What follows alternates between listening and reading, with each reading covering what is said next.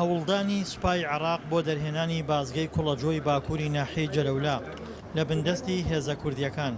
ئۆپەراسیۆنە هاوبەشەکەی سوپای عێراق و پێشمەرگەی لە ناوچە کێشە لەسەرەکان شکست پێهێنا. بڕیار بوو سوپای عێراق و پێشمەرگە ئۆپەراسیۆنێکی گەورە لە دەشتاییەکانی پارێزگاکانی دیالە و سەلاحەدین پێکەوە ئەنجام بدەن، بەڵام لە پڕ هەماهەنگیەکەیان بۆ ئاڵۆزی گۆڕا کاتێک سوپا هەوڵی کۆنتڕۆڵکردنی ئەم بازگەییدا.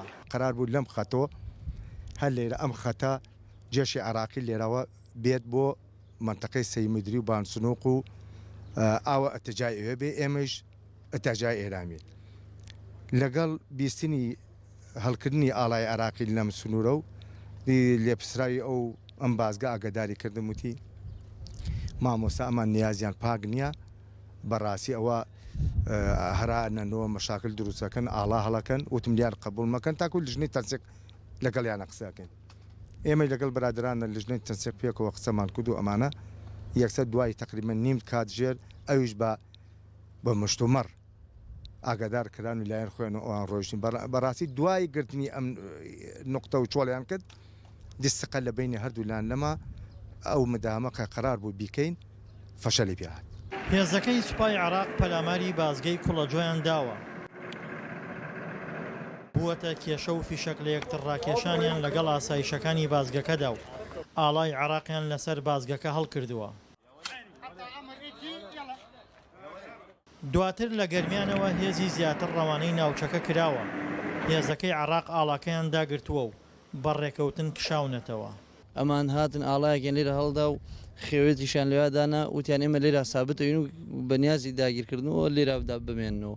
هێتر منیش سەروی خۆماگدا کردەوە بەرپرسی ئاسایشی کۆکسکە مامۆستا شەماڵە پێم وتی ئەوەن جێگەی قبوڵنەوە لیان قبول مەکەن تاوانە خەبەردان لی گەرم لێ سەرویانە قسەکەین. سەروی خۆیان ئاگدا کردو ئەوانیش تەوە بۆ هاتنە ئێرە و شتەکە فەشەلی پێێنەوە ئەوان شاڵەکانیان داگرد و خێمەکانیان پێچۆڵگرا و ڕوونگەڕانەوە بۆ ساویان بۆ شوێنی خۆیان. تێکچوونی ئۆپەراسیۆنەکەی پێشمەرگە و سوپا و نەمانی متمانە لە نێوانیان بەلای بەرژەوەندی داعشدا شکایەوە. بۆیە لە کاتی ئامادەکردنی ئەم راپۆرتەدا چەکدارانی داعش بە ڕۆژی نیوەڕۆ پەلاماری گوندی ئومولحونتەی نزیک ناحیەی کوڵەجۆیاندا.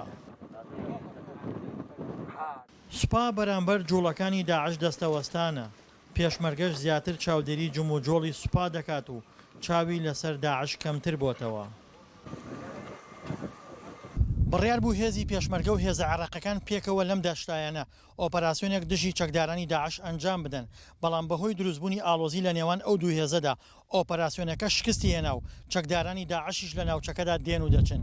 دڵشاد ئەنوەر، دەنگی ئەمریکا، ناحیەی کوڵەجۆ.